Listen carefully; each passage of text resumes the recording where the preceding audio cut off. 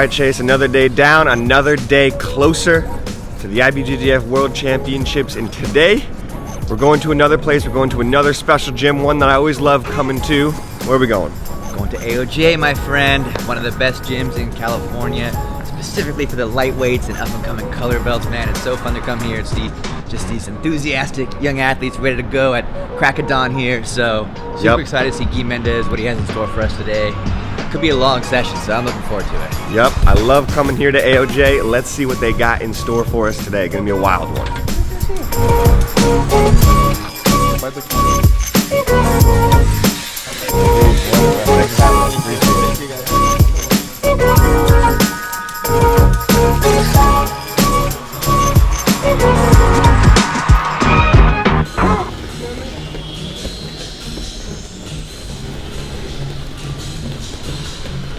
Guys, we're gonna do short rounds, okay?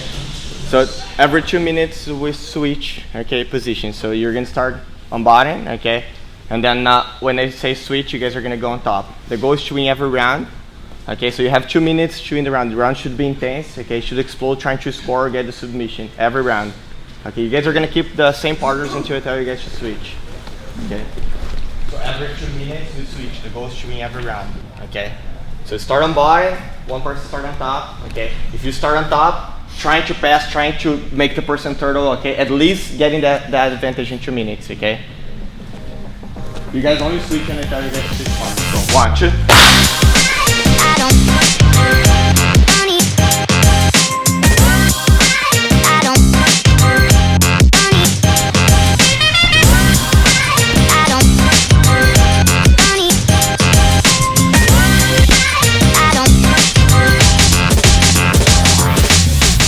Guys, short rounds, okay? Don't get stuck.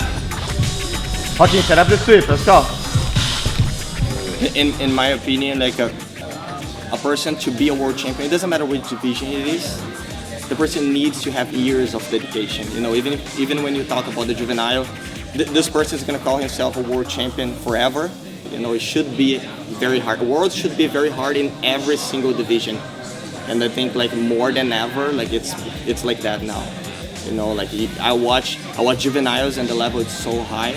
The difference between the black belts and like high level purple belt, high level brown belt, like it's really small.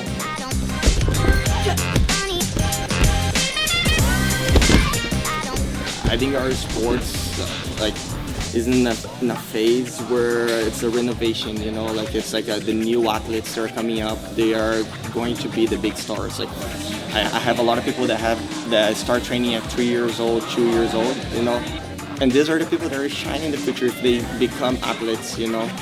And I think every year will be harder for the person that didn't start young. It will be harder for the person that don't dedicate 100%, because people are becoming more professional every year, and they are training with good professors, like good mentors. And it should be like that, right?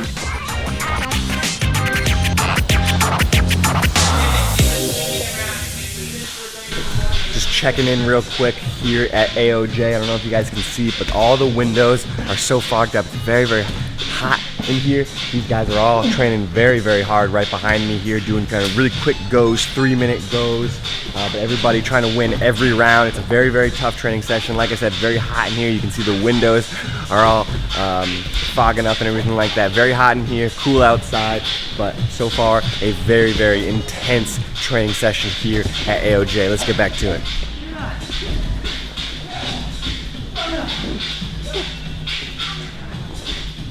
Time, stand up, tie your belt.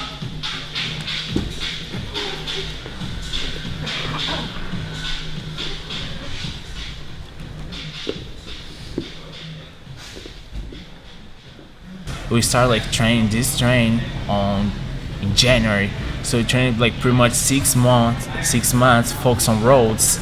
You know, you're very close to roads, so you're not like training like, you know, as hard as you can. You're just like fixing mistakes. Now it's more about, you know, like the mentality part than like the physical. Avoid getting trapped in 50-50, lasso, close guard, okay? Because then you guys are not gonna be able to make your partner get tired. Okay, let's go. 3 minutes now, okay? Regular sparring, start standing. Do you mind if I ask you about last year's Worlds? Can you tell me what happened there, and maybe what are some of the biggest lessons you learned from that day? Yeah, it was like, I was ready. I was training. I was, that was like the roles that I most trained in my life. So that was the thing that I really wanted.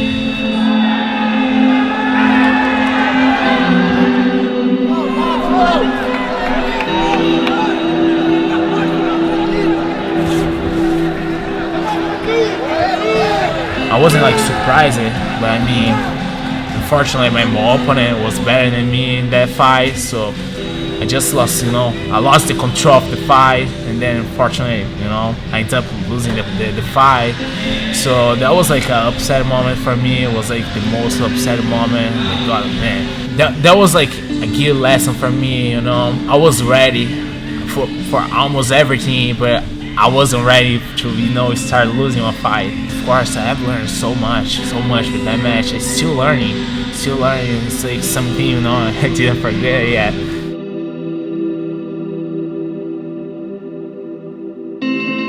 If you lose and things don't go your way, you get embarrassed. You get disappointed, and you're scared to look like to people, and like they ask you, how did it go? You understand? You don't know what to say. At this level that like we have now in the purple belt, brown belt, black belt, like anything can happen. But now I understand that like this is all part of the process, and like I think a lot of things happening like after that tournament, and I think he got to know himself way better. It's something that it's important. A guy that wins most of the time or almost all the time, it's important for them during their journey to lose at some point, so they understand how people are going to react, how they are going to react to that. I don't know, like it hurts to say that, but I like when it happens. Like, I don't like to watch them losing, but I like the transformation that the hard times bring. Like I think it's important to shape them like as a competitor.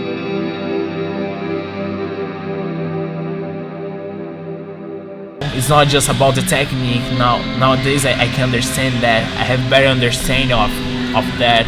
So it's not all about the techniques, but it's about like the mentality, the control, and the technique. Sometimes like we are down 2 points, you cannot freak out. Like you're down like 5 points, you cannot freak out. You have to keep everything like calm and nice.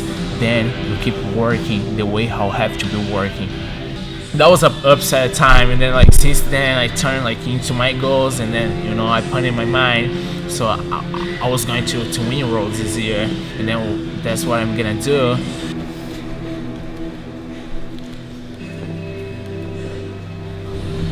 Everything is going really well, and the communication that we have, like especially with this group that I have right now, and for me, like I have the best group I have ever had. Like I have a good relationship with everybody. Like I understand like everyone's goals, and if they keep the path that they're doing now, like I think like we're gonna see them as a black belt world champion for sure in the future. Feeling good, Johnatha? I'm feeling ready, feeling good for these Worlds.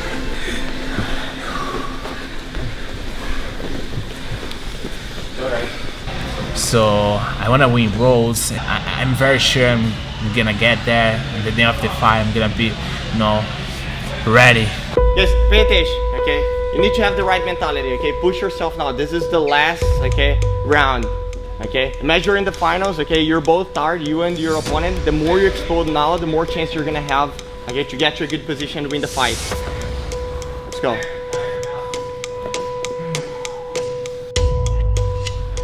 It'll be 1 minute each, okay? Each drill. So 3 drills, okay? And then we switch. Guys, effort now, okay? Ready? Go! Let's go, guys. There's no break. Let's go. Go!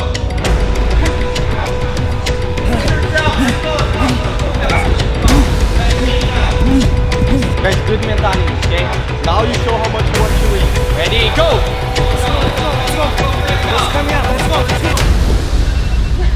Time. Stop being the best. Ready? You need to surround yourself with people that do the same as you. Eventually all pushing each other, you know? I think sometimes we don't really realize that, but we are. Looking, for example, if I look to my left, I have John, and I look to my right, I have Mateus, I have Ali, I have all those guys, and they're pushing themselves hard. That means that I can also have to push myself harder, you know? Okay, if you stop, that's what they want. We help each other. So sometimes like we see our teammates, you know, like kind of like slowing down. We cannot let that happen, you know. You gotta bring all of them to the same level. There, you're helping yourself and you help them. So that's the way how we have to do like a teamwork. We pay the price in training. So I think for everything you want to achieve, you gotta pay the price. So Last 15 seconds of the fight. Let's go. If you keep moving, you win the fight. Let's go. Make it hard. Let's go.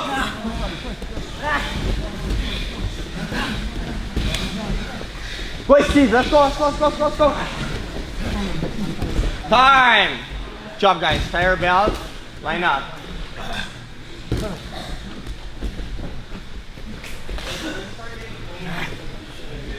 Okay. It's important that you guys visualize, okay, what you're gonna face there. Okay. So every time you're doing the speed drills, you're not just doing the exercise. Okay. It's not just a cardio, okay, training. For you guys, you need to embrace the training and you need to imagine yourself fighting.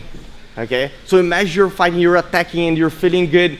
Okay, it's the finals of the tournament and your opponents start getting frustrated, your opponents start getting tired. Okay, when you start learning how to train like that, when you guys start like you visualize everything that happens, it's easier to make it happen in the competition. Okay, if you're training and your mentality like is like, I'm just doing cardio, so I improve my cardio. Okay, you guys are not using the mental training here. Okay, you need to be pushing yourself and imagine that you are in the competition. Okay, you make it real. It's a 3-minute round. Okay, where you have the chance, okay, to build your confidence. You have the chance, okay, to move good. You have the chance to do something, okay, that will make you believe more in yourself. Okay? Let's go.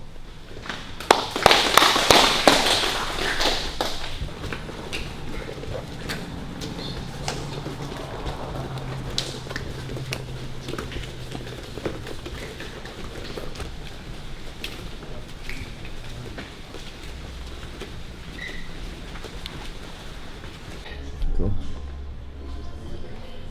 All right, guys. Have a good one, y'all. Thanks for coming in, man. Yes. All right, Chase, we just wrapped things up at AOJ. Pretty intense training session, don't you think? Oh man, you could really feel that Worlds was right around the corner. Gui Mendes was running a hell of a class. Really high reps, high intensity with low time limit on like the rounds and positional sparring. 2-3 minutes, right? Really interesting stuff, and man, those guys are really pushing themselves. The way that they rotated the drills was really interesting too. Like they would go from full sparring at the 2-minute rounds back to speed drills, where it's like positional movement stuff, and you can just tell it was really about keeping the heart rate up and the intensity high throughout the whole class. Yep, a great class. You know, of course, we're here for the World Championships in just 21 days, 20 days, something like that. So very, very soon coming up, and these guys are going hard. This is what we're here for, right? Training hard, training for Worlds. But you know what struck me as one of the most impressive things I think of the training session was the maturity of a lot of these guys. You know, we went here 2 years ago for Road to Worlds, and seeing guys like Mateus and Tainan and Johnatha now 2 years later, purple belt, brown belt, man, these guys are really coming into their own as athletes, and it's really been really impressive to see them kind of develop over these last few years, wouldn't you say? 100%. I mean, the Mendes brothers have really been developing this Believe and Achieve group of athletes from Brazil that have been living full-time in the United States, just pursuing their dream of becoming world champions. And yeah, we've been watching them since juvenile blue belts, and now that they are in their adult season, they're purple belts, and they all three of those athletes you mentioned stand really high chances of taking home a gold medal at the World Championships this year, just a few weeks, as you said. And yes, they are mature, they work really hard, they take it upon themselves to take control of their training and listen to Gui's commands. And man, it is a well-oiled machine in that room. Those guys know what they're doing and they work extremely hard. Very true. One of my favorite gyms to go to. Huh? I love going to that gym. But we got to get back on the road now. You know, the road to Worlds does not stop here. We got to keep going. We're heading back down to San Diego. But man, I feel like our car smells absolutely horrible. Do you think we can maybe stop and do some laundry somewhere? It's definitely a little stinky in there. You know, we've been getting some rolls in on our own, and we're gonna hit up my grandparents' house, do some laundry, and make our way down to Atos HQ because the Brazilians are back. Nice. They've been in Sao Paulo for Brazilian Nationals last weekend. They're back in town, ready to get their Worlds Camp going in full swing, and we will be there to catch all the action. Nice. So tomorrow, Atos, Kynan, Josh Hinger, Andre Galvao is going to be there. The whole slew. There's a huge crew down there. So I'm really, really looking forward to that one. And let's get to it, man. We got to get back on the road. The road to Worlds doesn't stop. Let's go.